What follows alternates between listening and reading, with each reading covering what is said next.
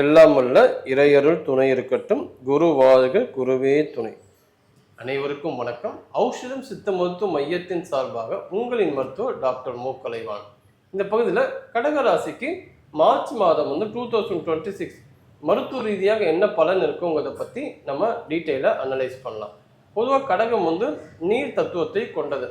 அதனால அவங்களுக்கு இந்த மார்ச் மாதம் என்ன விஷயங்கள் பிரச்சனைகள் வரலான்னு பார்த்தோம்னா, உடம்புல ஏதாவது நீர்த்தேக்கம், வீக்கம், கட்டிகள், இது மாதிரியான விஷயங்கள், கபம் சார்ந்த பிரச்சனைகள் வரத்துக்கு நிறையவே வாய்ப்புகள் உண்டு. அதனால் கவனமாக இருக்கணும்.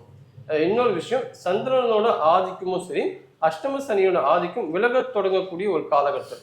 இதனால மனம் கொஞ்சம் தெளிவாகவே இருக்கும். கற்பனை திறன் அதிகரிக்கும். அதே போல் ஒரு விஷயத்த பேசும்போதும் தெளிவாக பேசுவாங்க. ஸோ நீர் தத்துவம் இருக்கிறதால உடம்புல நீர் தத்துவம் என்ன இருக்குன்னு பார்த்தீங்கன்னா, ரத்தம், எச்சில், கண்ணீர், ஸ்பேமு, வியர்வை, இது எல்லாமே நீர் தத்துவம் நம்ம உடம்புல அடங்கியிருக்கு. இதில் எல்லாமே கடகராசியோட இன்ஃப்ளூயன்ஸ் கண்டிப்பாக இருக்க தான் செய்யும். ஸோ இவங்களுக்கு வரக்கூடிய பிரச்சனைகள் என்னன்னு பார்த்தோம்னா, அவங்களுக்கு இந்த சிறுநீரகம் சம்மந்தப்பட்ட பிரச்சனைகள் வரத்துக்கு வாய்ப்பு உண்டு.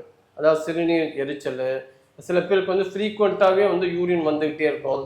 இன்னொரு விஷயம், சிலருக்கு இந்த கடகராசிக்காரர்கள் யூரின் போகும்போது முக்கி போகிற மாதிரி இருக்கும். எப்படி மலச்சிக்கலுக்கு எப்படி முக்கி போகிறாங்களோ அதே போல் கடகராசிக்காரர்கள் இந்த யூரின் பிரச்சனைகளுக்கு ரொம்ப முக்கி போகிற மாதிரி இருக்கும். அதை கவனமாக எடுத்து நம்ம தொடக்க காலத்திலே அதுக்கான மருந்துகள் எடுக்கணும். இன்றைக்கு சித்த மருந்துகள் பார்த்தீங்கன்னா, நெருஞ்சில் சூளம் தர, கோக்ஷராதி குகுலு, நீர்மூழ்கி குடிநீர், இது எல்லாமே தருவாங்க. ஆனால் கரெக்டாக நீங்கள் டாக்டரோட ஆலோசனையின் பேரில் இதெல்லாம் எடுத்துக்கிறது ரொம்ப ரொம்ப நல்லது. உணவை பொறுத்த வரைக்கும் சந்திரனோட ஆதிக்கம் இருக்கிறதால குளிர்ச்சியான உணவுகள் எடுத்துக்கிட்டா கூட பெஸ்ட்டாக தான் இருக்கும்.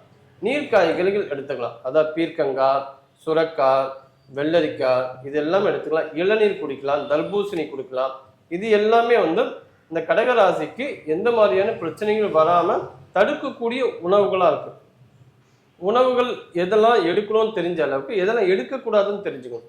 ஐஸ்கிரீமு, கூல்ட்ரிங்க்ஸு, அதிகப்படியான டீ, காஃபி எடுக்கக்கூடாது. மசாலா சார்ந்த உணவுகள், நான் வெஜிடேரியன் அதிகமாக எடுக்கக்கூடாது. ஸோ இது மாதிரி ரெஸ்ட்ரிக்ஷனோடு நீங்கள் லைஃப்பை லீட் பண்ணிங்கன்னா கடகராசிக்கு மேற்கொண்டு எந்த ஒரு மனம் சார்ந்த பிரச்சனையும் உடல் சார்ந்த பிரச்சனையும் வரத்துக்கு ரொம்ப ரொம்ப குறைவாக இருக்கும். கடகராசிக்காரர்கள் செரிமான பிரச்சனைகள் வரத்துக்கு வாய்ப்பு உண்டு. என்ன சாப்பிட்டாலும் வயிறு உப்புசமாக இருக்கும், சரியான பசி இருக்காது, புதுக்கரிச்சிட்டு வரும், அது மாதிரி ஏப்பமாக வரும், இது எல்லாம் பிரச்சனைகள் இருக்கும். அப்போ சுத்தால அஷ்டச்சூர்ணம் ஒரு மருந்து, சிறப்பான மருந்து இருக்கு.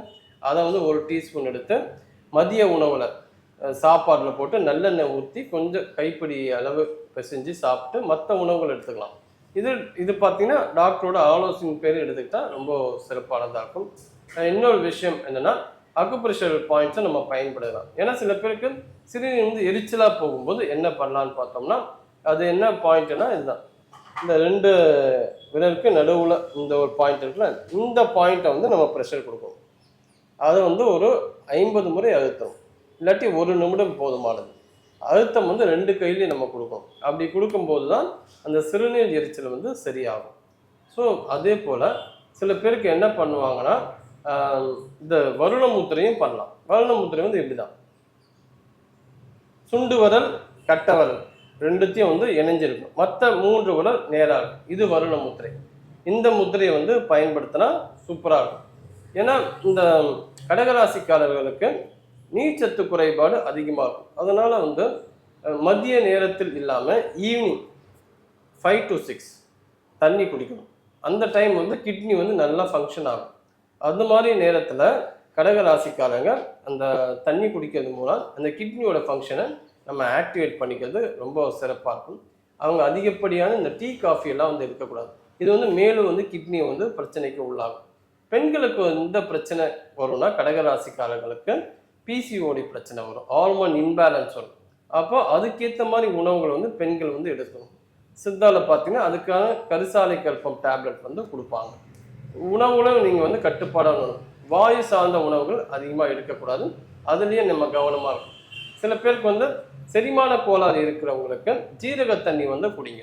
அது பெஸ்ட்டாக வேலை செய்யும். ஓம வாட்டரும் குடிக்கலாம். அதுவும் செரிமானத்தை சீர் செய்யக்கூடிய ஆற்றல் அதுக்கு உண்டு. சில பேருக்கு மார்பு சளி இருக்கிறவங்களுக்கு நல்லெண்ணெயை மட்டும் லைட்டாக சூடு பண்ணிட்டு மார்பில் வந்து தேய்ச்சி விடலாம். இதுவும் வந்து நல்லபடியாக ஒரு பாட்டி வைத்திய முறையாக இருக்கும். சுக்கு தைலமாக பயன்படுத்தலாம், எதுக்கு தலைவலிக்கு. இந்த மாதிரி பல விஷயங்கள் வந்து கடகராசிக்காரர்கள் வந்து இந்த மார்ச் மாதம் நீங்கள் ஃபாலோ பண்ணிங்கன்னா பலவிதமான சிக்கல்லேருந்து நீங்கள் வெளியே வர முடியும். நன்றி, வணக்கம்.